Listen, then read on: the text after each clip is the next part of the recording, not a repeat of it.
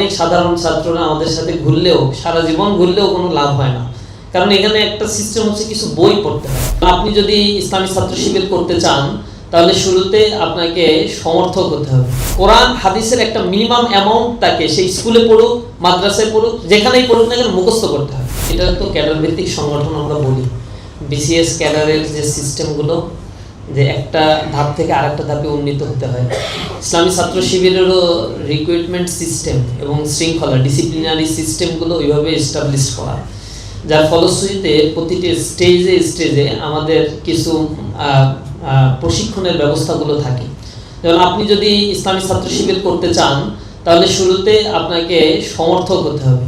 তো সমর্থক যে কেউ হতে পারে, একজন মেয়েও হতে পারে, হিন্দুও হতে পারে, মুসলিমও হতে পারে, যে কোনো ধরনের স্টুডেন্ট এখানে আমাদের সমর্থক ফর্ম পূরণ করতে পারে। দ্বিতীয় স্টেজ হচ্ছে সমর্থক হওয়ার পর আমাদের কর্মী হতে হয়। তো কর্মী মানে হচ্ছে আমাদের সাথে দুই একটা মিছিল মিটিংয়ে অংশগ্রহণ করলাম আর দুই একটা প্রোগ্রামে আসলাম, তাতে আমাদের কর্মী হওয়ার কোনো স্কোপই নাই। এরকম অনেক জনশক্তি, অনেক সাধারণ ছাত্ররা আমাদের সাথে ঘুরলেও সারা জীবন ঘুরলেও কোনো লাভ হয় না। কারণ এখানে একটা সিস্টেম হচ্ছে কিছু বই পড়তে হয়, কর্মী সিলেবাস আছে।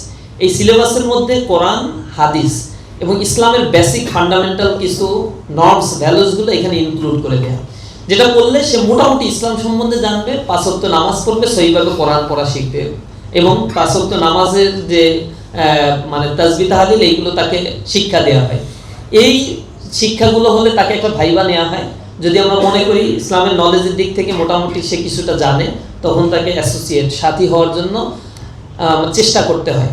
সাথী হওয়ার জন্য আমাদের একটা সিলেবাস রয়েছে, কোরআন, হাদিস, ফিকা, উলুমুল ফিকা, উলুমুল কোরআন, মাকাসিদুশ শরিয়া, আরবি শিক্ষা, এরপরে এখানে আছে ইন্টারন্যাশনাল অ্যাফেয়ার্স, ডোমেস্টিক অ্যাফেয়ার্স, ইসলামের সিভিলাইজেশন সম্বন্ধে নলেজ, এরপরে হচ্ছে আমাদের ইসলাম কি চায়, রাসূল করিম সাল্লাল্লাহু আলাইহি ওয়াসাল্লামের জীবনী কেমন ছিল, আসহাবে রাসূলের জীবনী কেমন ছিল, এরপরে যুগে যুগে ইসলামী আন্দোলন, দেশের প্রেক্ষাপট, বাংলাদেশের রাজনীতির গতিধারা, এরকম সেপারেট করা প্রায় 29টা বই পড়তে হয়। এর বাইরে কোরআন হাদিস পড়তে হয়। এটা পড়ার পরে সে একটা নলেজ গেইন করে। এটার মধ্য দিয়ে তাকে আমরা আরেকটা ভাই বানাই। এরপরে ধারাবাহিকভাবে সে সাথী হয়।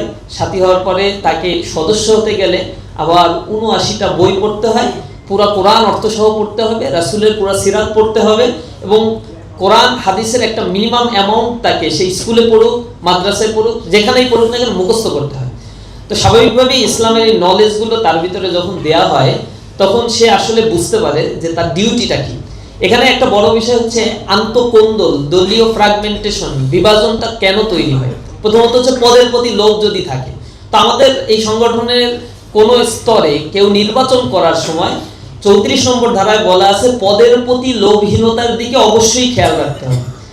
এখানে অনেকগুলো গুণাবলীর মধ্যে একটা হচ্ছে যে পদে তাকে অধিষ্ঠ করা হচ্ছে সেই পদের প্রতি যদি তার লোভ থাকে তাহলে তাকে ওই পদের জন্য নির্বাচিত করা হবে না। কিন্তু তাকে নির্বাচিত করার পরে সে ওই পদ থেকে আবার পালিয়েও চলে যেতে পারবে না, এটা তার লায়াবিলিটি, সেই দায়িত্বটা নিবে। যেটা রাসূলের সিস্টেমগুলো ছিল, সাহাবা আজমাইনের সিস্টেম, এই সিস্টেমগুলোকে আমরা ফলো করার চেষ্টা করি। আরেকটা হচ্ছে এখানে ইন্টারেস্টের জায়গাটা কি আর ইন্টেনশনটা কি। ইন্টারেস্টটা হচ্ছে আমি ইসলামী ছাত্র শিবিরের কোনো ঊর্ধ্বতন পদ পেলে আমি আসলে কত টাকার মালিক হতে পারবো, কতটা ম্যাল প্র্যাকটিস করতে পারবো এই পাওয়ারের। এই জায়গা যখন তাকে ছোট থেকেই একেবারে আমরা বুঝাই যে যত বড়ই দায়িত্ব হোক না কেন সংগঠন করতে হবে পকেটের টাকা দিয়ে, তুমি যে স্তরেই যাও না কেন টিউশনি করে তোমাকে চলতে হবে। তো টিউশনি করার পরে যদি 2000-5000 টাকা ইনকাম করো, তার থেকে 500-1000 টাকা ইসলামী আন্দোলনের এই সংগঠনের ফান্ডে বাইতুল মাল দিয়ে তারপরে তোমাকে অন্য কাজ করতে হবে। এটা যদি আপনি জানতে পারেন যে ইসলামী ছাত্র শিবির করতে গেলে যত বড় নেতা হয় কালেকশনে সর্বপ্রথম তাকেই ওয়াদা করতে হয় যে হ্যাঁ আমি 5000 টাকা দিলাম, এরপর কে কত দিবেন, এটা দিয়েই যখন শুরু করতে হয় তখন স্বাভাবিকভাবে এই আন্দোলন বুঝে শুনে করতে আসে। কারণ এখান থেকে চাঁদাবাজি করার সুযোগ নাই, টেন্ডারবাজি করার সুযোগ নাই, আবার এখানে নামাজ, কোরআন, হাদিস সবকিছু ইকুয়ালি তাকে প্রতিপালন করে চলতে হয়।